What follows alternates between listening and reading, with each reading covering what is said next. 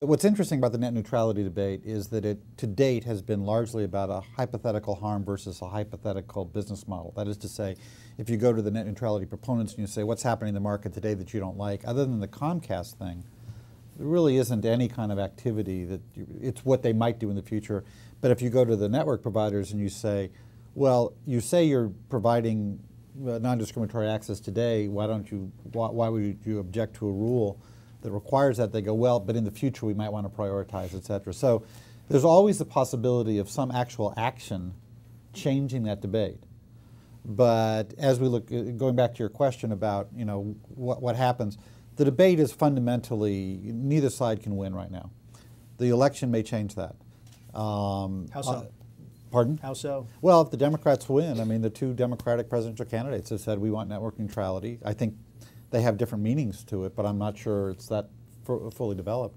So presumably an FCC chair appointed by one of those two folks would go in and say, somehow we're going to get network neutrality, whereas I don't think McCain has come out in favor of it. And so that is a very clear partisan divide. But having said that, there are some other things that will affect it too. If we wake up sometime this week and discover that Google actually bought the so-called C block, which, by the way, they didn't, or at least I'm guessing they didn't. But if I'm wrong and they actually bought it, the pressure for net neutrality starts to really diminish. If you have a new entrant, it starts to diminish. If Sprint actually builds out its 2.5 network and starts getting a lot of customers with a real open platform, the pressure for regulatory intervention diminishes. On the other hand, if Sprint collapses and it's having a significant amount of problems, if it turns out that the winners of the auction, as we suspect, were almost all, that $20 billion is basically being spent by incumbents to strengthen their own networks, then you have a different kind of political calculus coming up with looking at toward February of 2009. So the debate gets real again in some sense in 2009.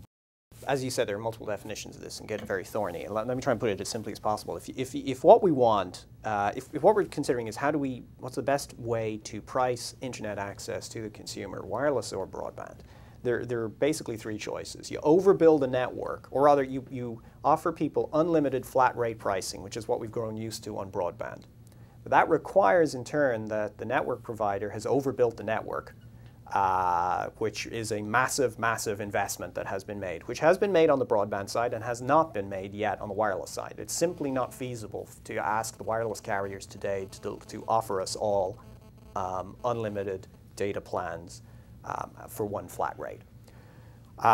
So you've two choices. You could have tiered pricing, where I'm going to pay this rate for 1 megabit per second, this rate for 2 megabit per second, or perhaps I pay this rate for this amount and then I pay an overage charge for data over that, which is the model that we're all familiar with from the way they price for voice. Or you can have this complex network management regime where a bit for a text message is priced differently for a bit that's online video or a bit that's web browsing, and some services are allowed and some services are not allowed at all. And even if you take the time to study all of the policies, oh, and by the way, the network providers don't actually disclose what their policies are. They don't tell you in advance what they do and do not block. And if you do read it all, you still have the problem that you sign up for a 2-year contract and some other service comes to market, some new service is launched that they subsequently decide to block. You're out of luck until the end of your contract. I find that as a consumer unacceptable for a whole range of issues. It's just grossly inconvenient. It requires me to pay too much close attention to terms and conditions and to fine print, and it could leave me with a nasty surprise after I make one purchase and then discover that the primary reason that I bought the service no longer applies. So given those two choices, as a consumer, I'd go for tiered pricing any day of the week.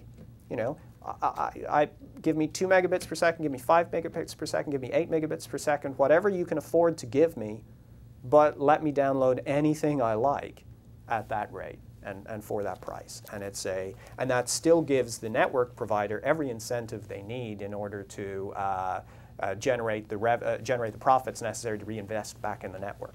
And by the way, where we ultimately get to in that course is that everybody overbuilds their network and starts moving towards flat rate pricing.